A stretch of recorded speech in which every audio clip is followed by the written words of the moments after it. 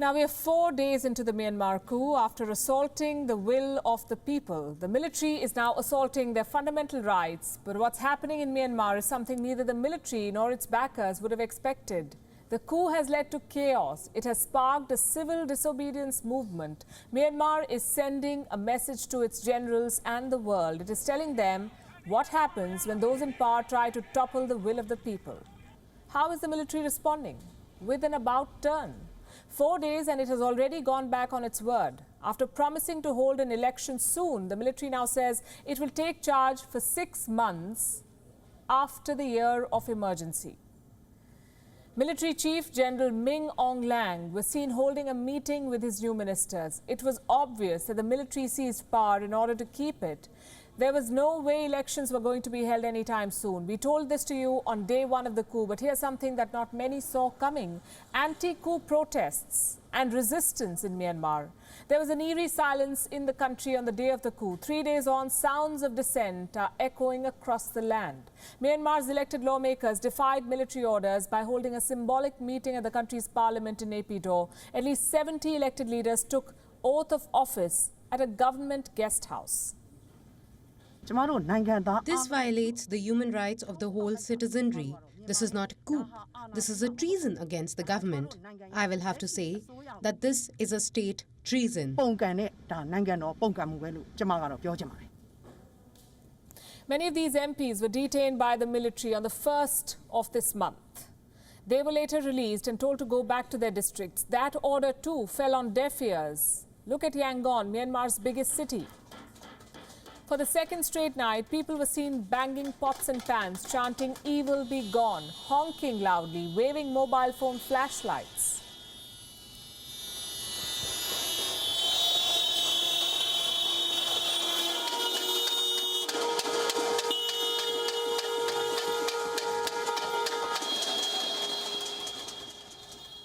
This is Myanmar uniting against its generals and in favor of democracy. Different people have different ways of expressing it. Health workers, for instance, at least in 70 hospitals, they've stopped going to work. Those on shift are wearing red ribbons in favor of ousted state councillor Aung San Suu Kyi. Many health workers gathered in Yangon to sing in support of Suu Kyi.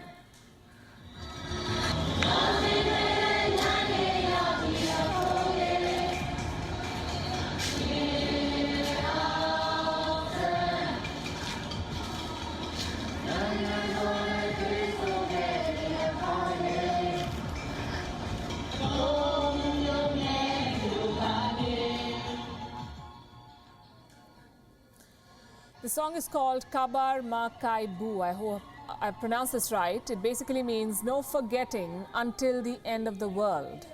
The reference is to military repression. Public outrage of this kind has intimidated the generals. They have blocked Facebook, which has a big presence in Myanmar. It is used by at least half of Myanmar's 53 million odd population. The platform is a crucial means of communication for the country's businesses too. Now, the military says Facebook has been blocked to ensure stability. The ban will remain in place till the 6th of this month. Blocking Facebook today means that the freedom of young people is restricted from now on. I am a student. Our education has been suspended and business frozen amid the ongoing pandemic crisis. This military coup has started costing us our jobs and our education is now in trouble.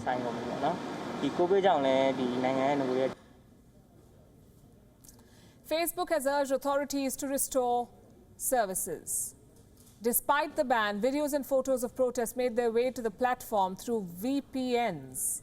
Twitter, which is not yet blocked, saw an increase in new users. Hashtag Civil Disobedience Movement was Myanmar's top trend. It was followed by hashtag Justice for Myanmar. There is still no word on where Aung San Suu Kyi is. She's not been seen since her detention, which was in the wee hours of the 1st of February. Police have charged the ousted leader for illegal import of communication equipment. They claim that they have found 6 walkie-talkies at Suu Kyi's Naypyidaw home. ASEAN countries have called the charges against Aung San Suu Kyi ludicrous. The United Nations says the charges undermine the rule of law.